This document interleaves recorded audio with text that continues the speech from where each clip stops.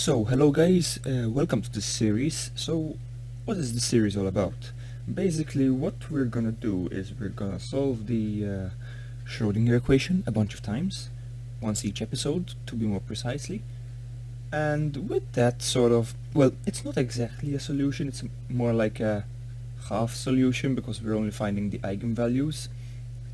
But, yeah, it's something that it's very useful to do. You don't necessarily have to solve for the wave function itself, just the energy. And then we will apply statistical mechanics to get sort of the average energy depending on the temperature, just because we can. So first let's start with an easy example. Let's start with the example of a free particle. So, alright, let me write down the Schrödinger equation first. Okay, so that's the standard Schrödinger equation, and now we are solving for a free particle. So by that definition we get this is 0, since it's a free particle. Now I started with this example in mind because it's just easy, you know? It's just easy, and in my opinion, it's a very good example to start with. So, with this, let's clean this up a bit. So, this can go. So, this, we've removed the potential term. Now we have this. Now, oh, and by the way, we're only gonna deal with the one-dimensional equation, just to keep things simple. So, what do we have here? This is just a second order differential equation that most likely most of you have learned how to solve by now.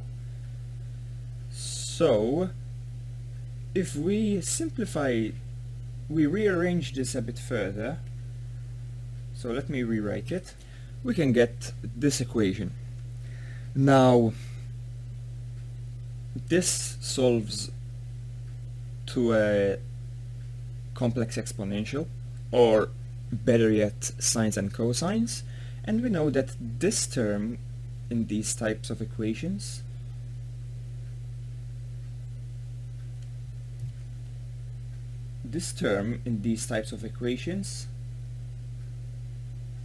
actually solves to k squared, which is the spatial frequency, because our variable here is time. So what we have is, and by the way, k squared is something like 2 pi times the momentum, if I remember correctly. It's 2 pi over lambda. Yeah, it's related to the momentum, it's the wave number. So we have the relation that k squared h bar squared over 2m, this is the momentum squared here, is equal to the energy. That's all we needed from the Schrödinger equation, this relation over here. So what we can do now is this entire thing, it's the momentum. So we get p squared over 2m, which is not surprising. I mean, for a free particle the only energy it has is the kinetic energy, and this is precisely the kinetic energy. So now let me clear this up and rewrite everything a bit neater. Okay, so we have this. Now since there are no boundaries and the particle is free to move anywhere in space along one dimension, because that's what we're assuming, this is not really quantized. It can go from minus infinity to plus infinity, but this is not really quantized here. So in order to find the average energy, we need to first find the partition function. So we're done with the Schrödinger equation now. So we have that the partition function for a continuous system is the integral from minus infinity to infinity. There's a 1 over h here, Planck's constant. Now here inside here we have e to the minus beta and e, which is the energy or the Hamiltonian, which can depend on momentum and position, dp dx. Now this clearly, where is it? This is clearly independent of x. So strictly speaking, we do not really need that. So let's just take that out of the question. So this is our partition function. So if we substitute what we know already, which is we have 1 over h bar, that's a constant, 1 over h, sorry, from minus infinity to infinity of e to the minus beta p squared over 2m dp. So immediately we kind of have a problem here because it's a Gaussian integral, but it's from, the limits are from minus infinity to plus infinity, so we can just quote the result.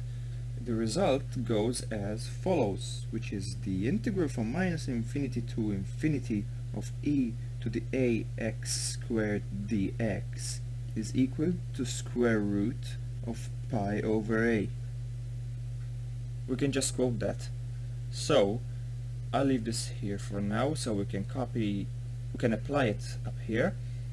We have that this is equal to 1 over h bar square, h 1 over h, sorry, from here, right, times the square root.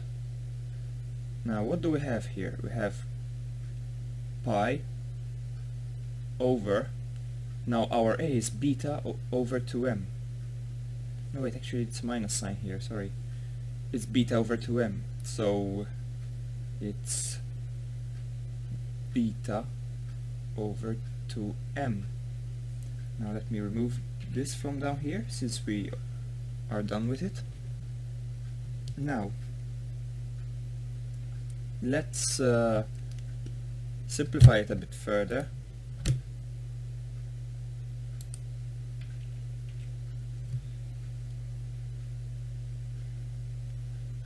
We have the 1 over h, let's just carry it with us for now, times the square root of, well, 2 pi m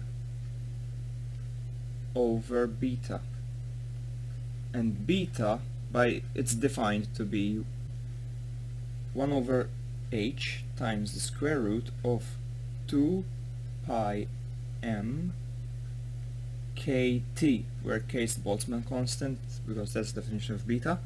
Now, what else can we do here?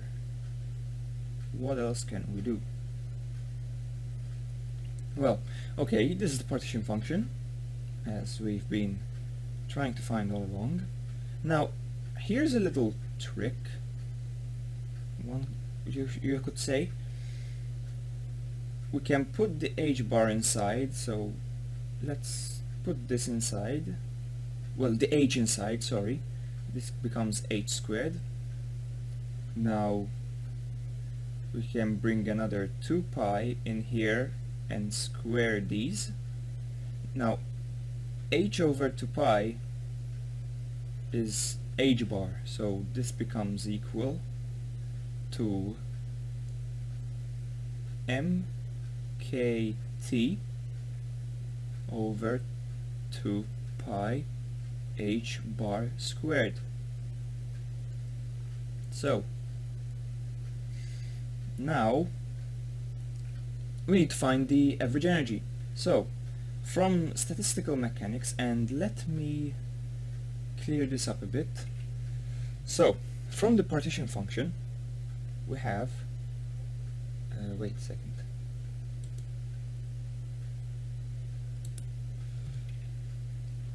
We have that the average energy, well, this is the partition function for one particle. This gas only has one particle, just to keep things simple.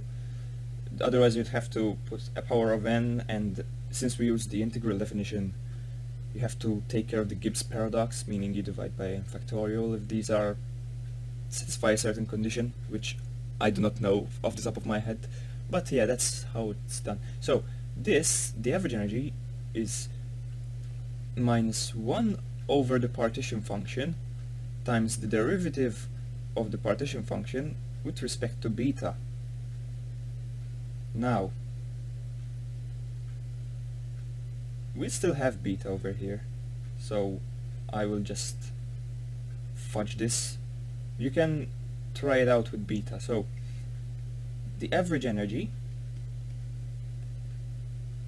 for our case is equal to the square root of 2 pi h bar squared over mkt.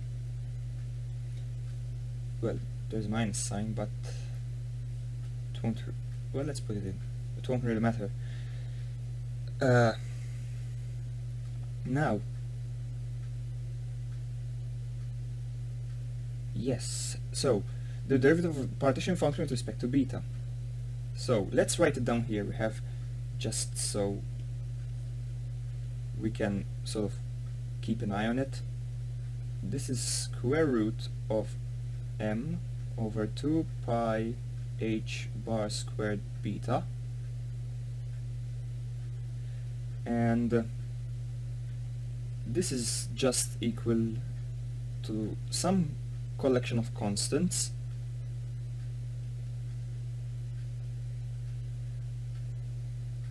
times beta to the minus 1/2. So for our case we will get the collection of constants, so it's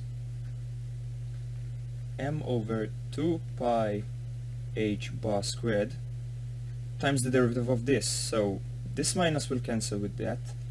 We get beta to the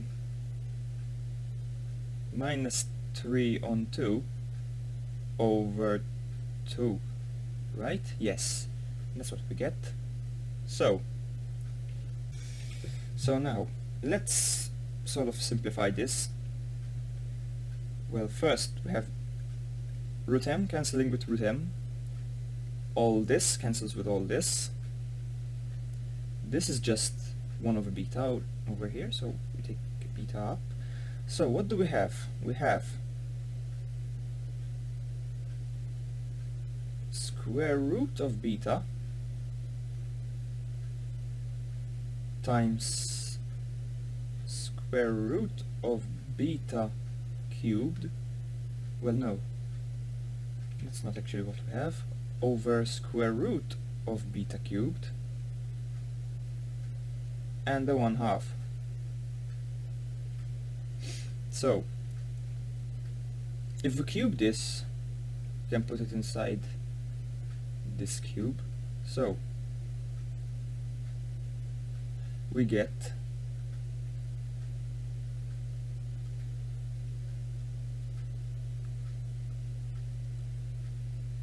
we can switch the square roots with the powers, because that's just kind of multiplication. So we have square root of 1 over beta squared times 1/2. Now this is just kt squared, so 1/2, and if we cancel out the square root of the square, I have 1/2 kt, which is the energy of the average energy of a normal gas, a Boltzmann gas, I think. No, wait. Is it? Is it called a Boltzmann gas? It's a classical gas. So since if we have one particle over all space, it cannot quantize itself, so we end up with this. So yeah, that's basically it. Thanks for watching.